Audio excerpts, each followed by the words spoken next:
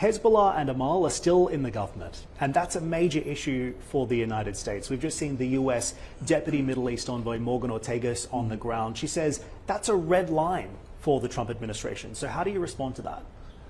Well, yeah, Morgan was she was very clear about what the US wants.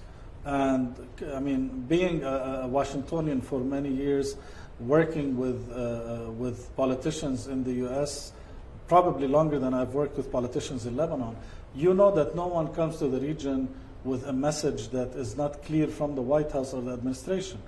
There were, I would say, very, very serious efforts to dismantle or to minimize the role of having ministers that are directly belonging to the political parties of Hezbollah or Amal. And that was one reason why there was a delay, there was a back and forth on that front. And they tried to pick ministers, to say they all work at the American University of Beirut.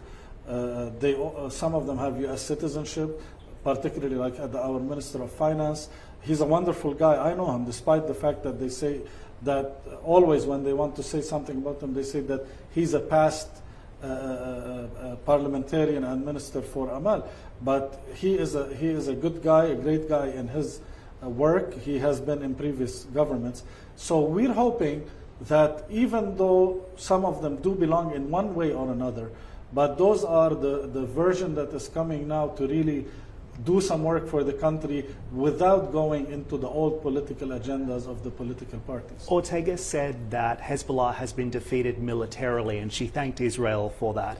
The question is, have they been defeated politically? Because that's critical for Lebanon's economic future. Well, I would say from a military perspective, yes, but from a political perspective, no. Because everybody knows that they still have one of the largest parliamentarian groups.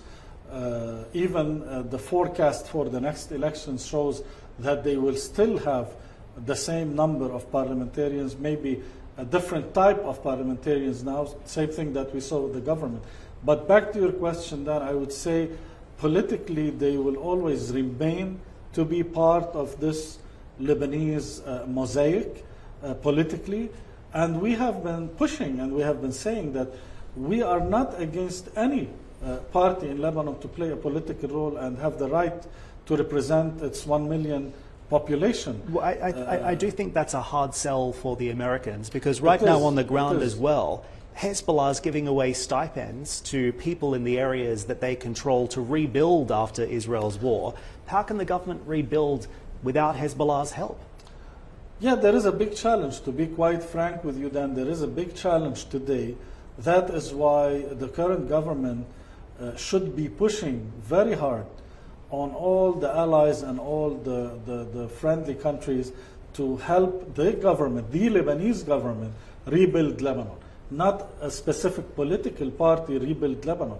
Because we both know that if the aid comes from this political party or that political party to bring back your home, to restore back your village, to bring back your hospital, your allegiance and your loyalty will go back to that party, and we will be revolving around the same problem that we had, which we're trying to bring everybody's loyalty to the government, to the Lebanese flag, without the influence of political parties. That's why this peace is very dangerous. That's why we're pushing for this government to begin immediately working on regional and international conferences to rebuild Lebanon with the true friends and allies of Lebanon, not with the influence of certain political parties here and there that will buy again the political loyalty from people based on giving them food, giving them shelter, giving them another house, a new house, restoring an old house.